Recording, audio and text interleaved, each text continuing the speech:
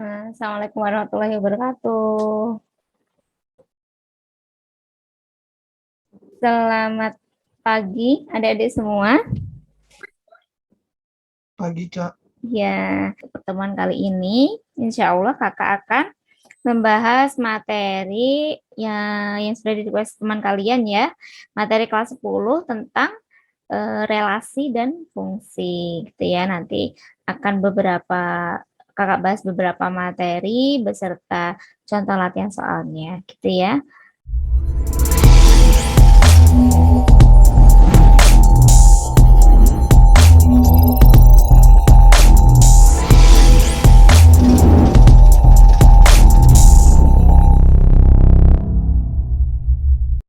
Paham? Silakan salah satu balas. Bisa jawab langsung, bisa Paham, di chat. Kak. Oke. Paham, Kak. Kita lanjutkan. Nah, sekarang tadi sudah itu ya, menyinggung sedikit tentang fungsi dan contohnya ya. Sekarang ternyata fungsi itu ada banyak macam-macamnya. Kita lihat di sini yang pertama itu ada fungsi konstan. Seperti namanya, konstan itu tetap ya. Fungsi tetap. Nanti yang seperti apa? Nanti kakak bahas. Lalu ada fungsi linier. Salah satu contohnya seperti tadi, bentuknya fx, 2x itu ya, itu linier. Lalu yang ketiga ada fungsi kuadrat. Yang keempat ada fungsi identitas. Yang kelima ada fungsi tangga atau bertingkat. Yang keenam ada fungsi modulus. Yang ketujuh ada fungsi ganjil genap. Ya, ini mungkin ada yang kurang sepertinya. Itu ada satu lagi fungsi ini sebenarnya. Fungsi rasional. Ini belum kakak masukin ya. Ini ada lagi fungsi rasional. Nah, nanti ini kakak bahas. Tapi untuk fungsi kuadrat, lalu fungsi rasional, ini kan lumayan panjang. Ini kakak sudah bikin videonya sendiri, sudah pernah upload nih untuk yang ini, bagian fungsi kuadrat sama fungsi rasional. Jadi nanti kakak lewat ya penjelasan untuk fungsi kuadrat dan fungsi rasional. Ini nanti kalian bisa cari di YouTube kakak, itu sudah ada videonya. Dulu kakak pernah menjelaskan latihan soal tentang fungsi kuadrat dan fungsi rasional. Soalnya ini lumayan panjang. Kalau kita bahas nanti fungsi yang lain nggak akan kebahas gitu ya. Tuh, ini di sini pembahasannya kakak tuh meliputi mulai dari cara menggambar grafiknya, lalu apa cara mencari domain dan kodomainnya itu ada di sana pembahasannya. Untuk fungsi rasional kakak apa namanya bahas untuk yang linier, non-linier sama yang non-linier semua. Karena fungsi rasional ini kan yang bisa dinyatakan dalam bentuk apa pecahan ya. Jadi kalau kakak punya fungsi H8 itu nanti bentuknya fungsinya ada fungsi F8 per fungsi G8. Jadi ini polinomnya bentuknya pecahan. Ini sudah ada 2 video kakak jelaskan untuk yang fungsi rasional. Fungsi kuadrat juga sudah ada latihannya, nanti bisa kalian lihat. Nah, Kak lanjut dulu ya. Ini setelah sekilas pengenalan tentang macam-macam fungsi. Selanjutnya, sebelum masuk ke macam-macam fungsi, itu ada juga, ini minta tolong dihapus bisa ya, biar nanti kakak ada ruang juga. Tentang sifat-sifat fungsi. Nah, ini yang kita pelajari dulu sebelum kita masuk ke macam-macam fungsi.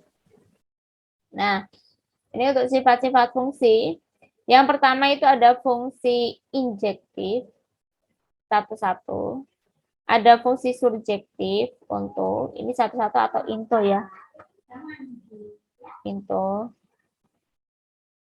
Untuk itu fungsi surjektif. Lalu ada yang ketiga itu ada fungsi bijektif atau sering disebut dengan korespondensi satu-satu. Nah, kita lihat satu persatu untuk sifatnya. Nah, ini untuk sifat-sifatnya. Yang pertama kita pelajari dulu tentang fungsi injektif. Gitu ya. Ini bebas buku ada yang menulis fungsi surjektif dulu, baru injektif, baru bijektif, itu nggak masalah ya. Yang penting kita paham pengertiannya. Nah, ini fungsi injektif itu apa? Bisa disebut fungsi satu-satu, yaitu jika terdapat fungsi F yang memetakan A ke B dengan setiap anggota A yang berbeda mempunyai peta yang berbeda pula di himpunan B. Jadi di sini untuk fungsi injektif itu yang B-nya itu nggak boleh punya pasangan double. Nih, kalian lihat nih, kalau yang pertama ini fungsi injektif ya. Jadi yang pertama kita lihat dulu, ini fungsi apa bukan? Kita lihat. Yang bagian A, ini A sama B-nya masing-masing punya pasangan. Dan masing-masing pasangannya satu ya. Ini berarti ini adalah fungsi.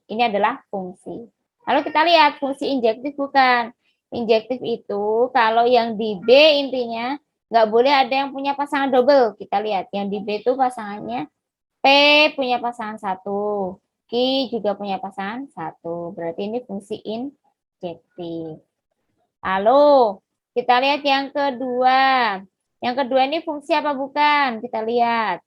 Nah, yang kedua itu yang bagian domain. A dan B itu masing-masing punya pasangan enggak? Punya ya. Dan masing-masing pasangannya berapa? Satu ya.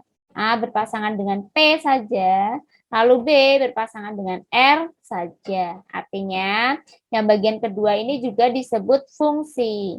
Tapi kita lihat dia sifatnya fungsi injektif atau bukan. Kita lihat di bagian B ini, kalian lihat setiap anggotanya ada yang punya pasangan double enggak? Yang B. Coba ada yang salah satu yang jawab? Nggak ada, Kak. Nggak ada ya. Ya, nggak ada yang punya pasangan double. Berarti ini juga disebut fungsi injektif. Lalu, yang bagian ketiga. Kita lihat dia fungsi bukan? Fungsi ya. Karena setiap anggota di A, dia setia ya, cuma punya satu pasangan. Dan setiap anggota itu punya pasangan semuanya.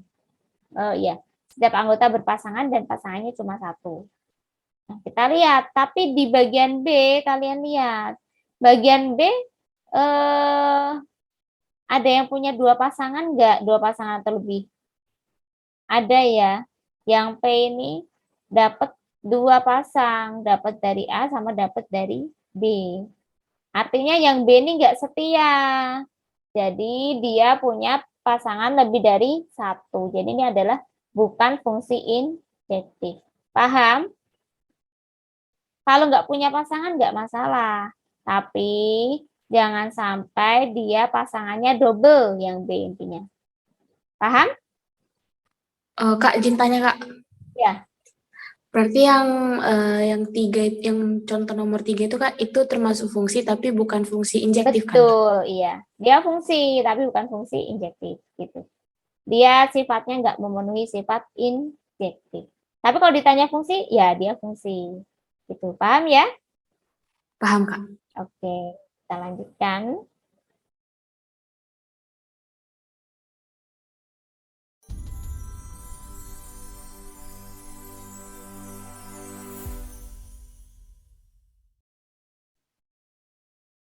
Oke, ini untuk yang fungsi surjektif ya. Nah, di sini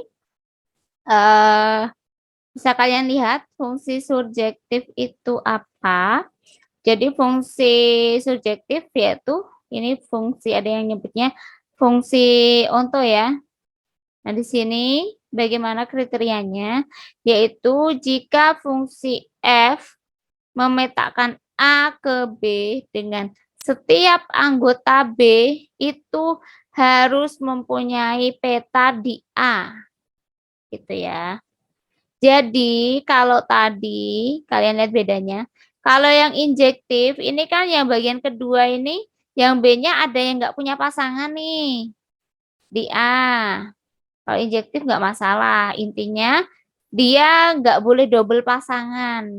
Yang bagian B-nya ya, yang injektif.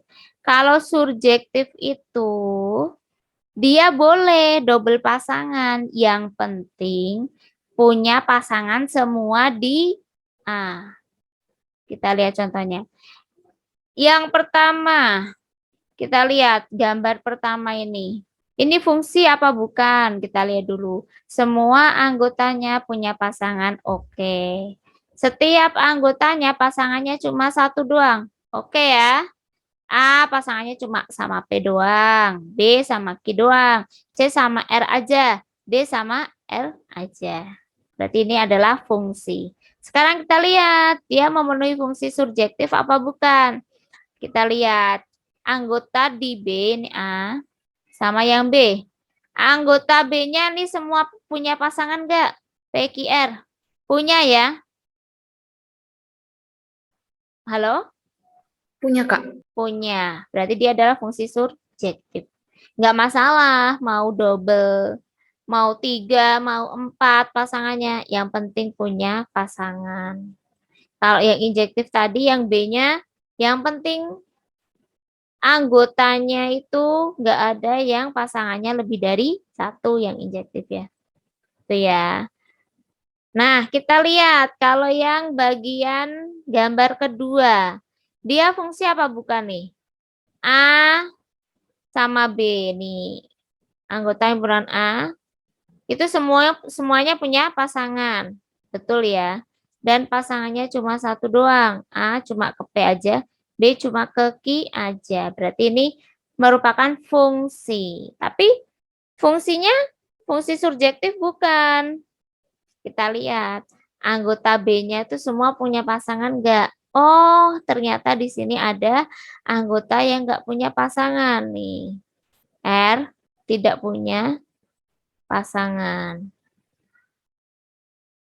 Berarti dia fungsi surjektif enggak? Tidak, Kak. Iya, betul. Ya, bukan ya. Ini bukan surjektif. Paham ya? Ini kita kakak lanjutkan. Silakan. Paham? Ada yang ditanyakan dulu sebelum kakak lanjutkan? Paham, Kak. Paham. Kita lanjutkan ke fungsi bijektif. Nah, kalau ini bijektif itu yang gimana? Jadi, fungsi bijektif itu sering disebut dengan korespondensi satu-satu. Di sini fungsi bijektif itu aturannya lebih banyak dari fungsi surjektif maupun fungsi injektif. Dia aturannya lebih banyak. Jadi di sini fungsi bijektif itu fungsi yang bersifat injektif sekaligus surjektif. Jadi sifat yang ada di injektif dan sifat yang ada di surjektif itu sekaligus diborong sama ini, bijektif. Jadi bijektif itu terdiri dari sifat yang injektif dan surjektif. Nih, mereka jadi satu ya. Nah, di sini kriterianya seperti apa? Yaitu jika kakak punya fungsi F yang memetakan dari A ke B dengan setiap anggota A memiliki tepat satu pasangan di B. Dan sebaliknya, nih yang kakak garis bawahi. Dan sebaliknya, artinya apa? Setiap anggota B juga harus memiliki tepat satu pasangan di A. Jadi di sini yang B itu juga harus semuanya punya pasangan dan pasangannya itu cuma tepat satu anggota. Nggak boleh double, triple, dan seterusnya. Dan nggak boleh nggak punya pasangan juga. Jadi di sini harus punya pasangan semua dan harus setia semua. Setia sama satu pasangan saja. Itu yang bijektif. Nih gambar yang A nih contohnya. Ini fungsi bukan? Fungsi ya, karena ini anggota A. Itu semua punya pasangan dan tepat satu pasangan. Tapi fungsi bijektif bukan. Kita lihat yang B. Anggota B-nya juga semua berpasangan ya. Berpasangan, nggak ada yang kosong. Dan pasangannya tepat satu. P dengan A saja dan Q dengan B saja. Jadi ini adalah fungsi bijektif. Paham ya? Nah, kita lihat contoh yang bukan bijektif nih. Kira-kira kenapa nih yang kedua bukan bijektif? Ada yang bisa sebutkan alasannya? Karena anggota di himpunan B yang R itu nggak ada pasangannya, Kak. Betul. Jadi bijektif itu semua harus punya pasangan dan pasangannya satu saja, nggak boleh double. Ini R nggak berpasangan ya. Ini alasannya karena R tidak berpasangan. Sekarang yang ketiga, kenapa itu bukan bijektif? Karena yang himpunan B itu yang P itu double, Kak. Betul, ada yang punya pasangan double nih. Karena P punya pasangan double.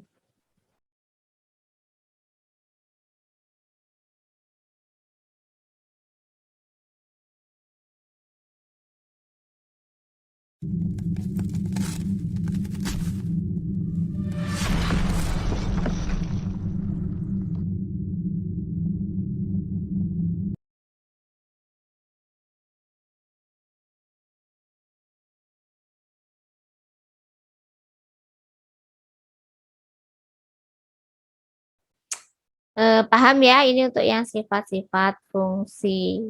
Nah, sekarang kita masuk ke macam-macam fungsi. Ini udah jam 9.50, ternyata cepat sekali.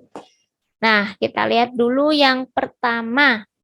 Itu fungsi konstan atau tetap.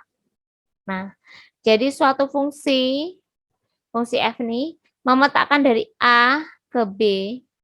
Ini ditentukan dengan rumus Fx ya. Ini disebut fungsi konstan apabila untuk setiap anggota domain fungsi selalu berlaku Fx sama dengan C.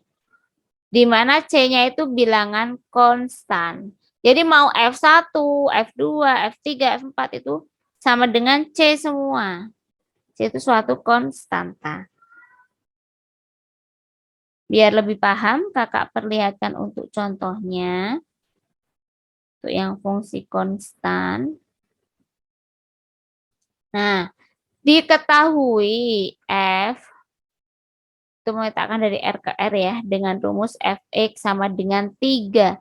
Ini 3 itu konstanta ya. Jadi dia nggak berubah. Mau X-nya berapapun, ini fungsi Fx-nya tetap 3. Daerah domainnya di sini DF, yaitu X lebih besar dari sama dengan negatif 1 dan kurang dari sama dengan 3. Nah, tentukan gambar grafiknya. Kita bikin tabelnya saja dulu, biar lebih mudah.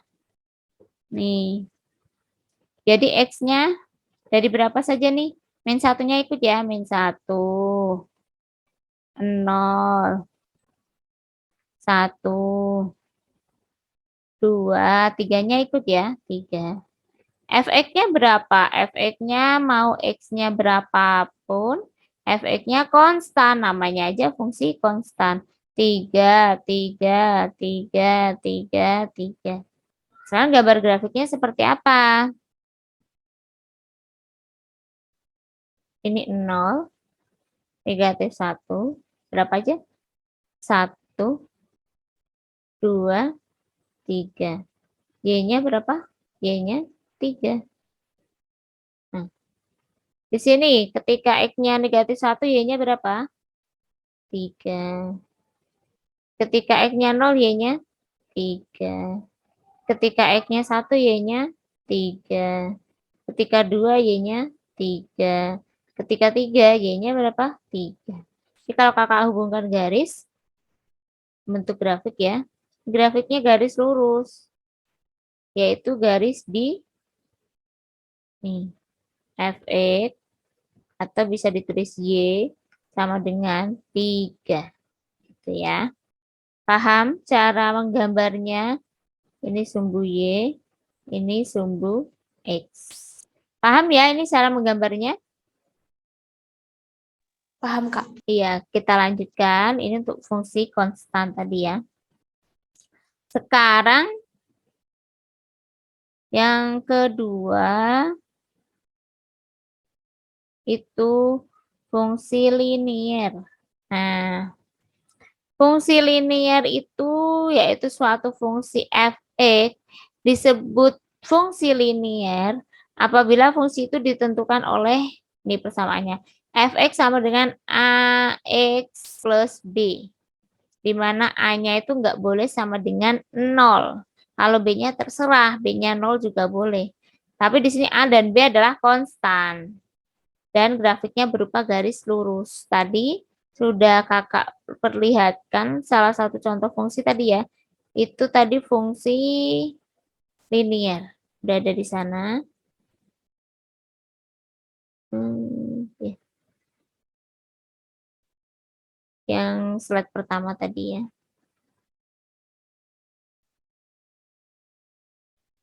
Nah, ini Y sama dengan 2X ya, berarti A-nya 2, B-nya 0. Y sama dengan 2X itu fungsi linier. Sama, kita cari titiknya dulu. Dx1, X2, X3 itu berapa, ketemu fx-nya, lalu kita gambar, kita hubungkan dengan garis. Ini fungsi linier. Ingat, fungsi linier itu ketika apa? Di sini pangkatnya adalah 1. Ya, X-nya pangkat 1. Kalau pangkat 2 itu nanti fungsi kuadrat, pangkat 3 fungsi kubik, dan seterusnya. Lalu di sini nggak ada perkalian dua variabel. Jadi di sini X, X saja ya, 2X. Nggak ada 2XY, seperti itu nggak ada ya. Tuh, paham ya untuk fungsi linier? Contohnya kakak nggak tuliskan dari yang pertama saja. Lalu selanjutnya untuk fungsi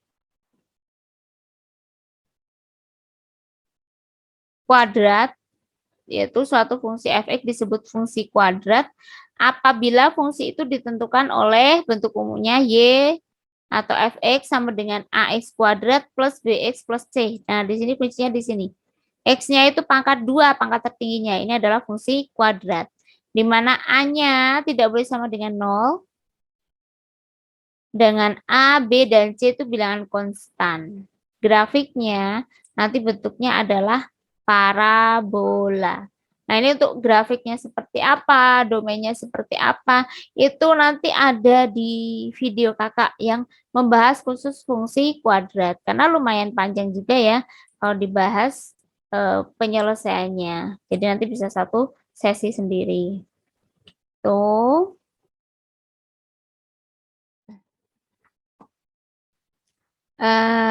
Alhamdulillah ya. Untuk materi pertemuan kita hari ini sudah selesai. Apabila ada kekurangan dalam kakak menyampaikan, kakak mohon maaf. Kalau dari kalian ada yang mau request bahas soal atau materi, itu nanti kalian bisa upload saja di link yang sudah tersedia di grup ya, ada di deskripsi grup kami. Silahkan nanti bisa kakak apa namanya ya kakak bahas lewat situ nanti ya, kakak lihat di link situ untuk materinya. Jadi mungkin untuk minggu depan bisa jadi materinya melanjutkan ini, bisa jadi materi yang berbeda. Mungkin itu saja. Ya, sekarang kita ini ya akhiri. Semoga yang kakak sampaikan bisa memberikan sedikit manfaat ya buat adik-adik semua. Tetap semangat belajarnya, semoga dilancarkan semua studinya ya. Dari kakak cukup sekian. Wassalamualaikum warahmatullahi wabarakatuh. Ya, sama-sama. Iya, sehat selalu ya, jaga kesehatan ya. Silahkan yang mau live, mau beraktivitas kembali.